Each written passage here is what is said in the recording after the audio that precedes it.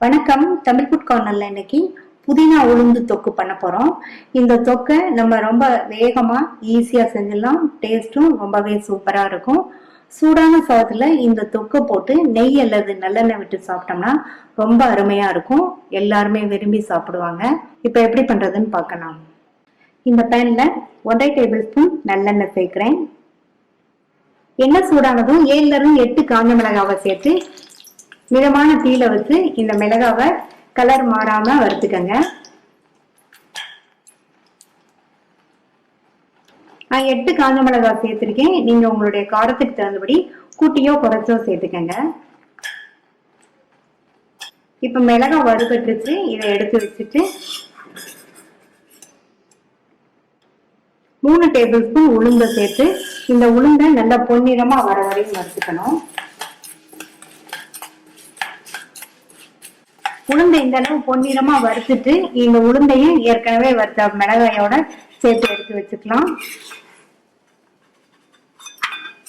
அடுத்து அதே எண்ணெயிலேயே 1 கைப்பிடி அளவுக்கு கிளீன் பண்ண ஃப்ரெஷ்ஷான புதினா இலைகளை சேர்க்கிறேன்.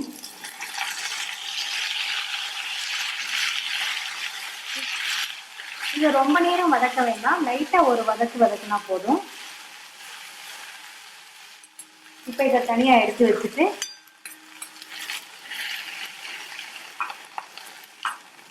அடுத்து இதுல ஒரு 1/2 டீஸ்பூன் மட்டும் எண்ணெய் சேர்த்திருக்கேன்.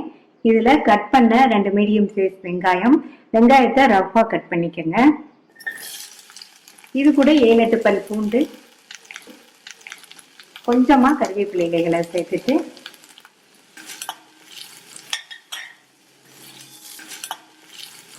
வெங்காயம் வதங்கி கண்ணாடி பதம் வந்துருச்சு. இதையும் தனியா எடுத்து வச்சுக்கலாம். எல்லாமே ஆறுனதுக்கு அப்புறமா இந்த மிக்ஸி ஜார்ல வறுத்த மிளகாய் பருப்பு,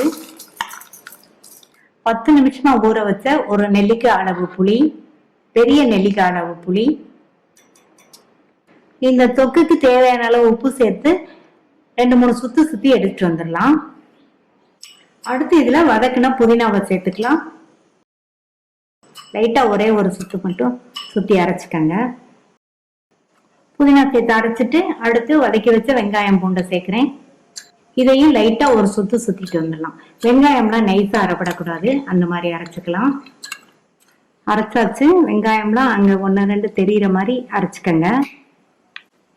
இந்த மாதிரி நம்ம நிறைய எண்ணெய் சேர்த்து வதக்கிறதுனால கொஞ்சம் கூட தண்ணியே சேர்க்காம அரைச்சாச்சு.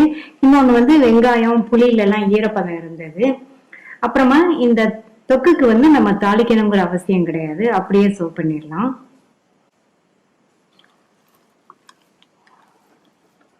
சூப்பரா சுவையான புதினா உளுந்து தொக்கு ரெடி ஆயிடுச்சு.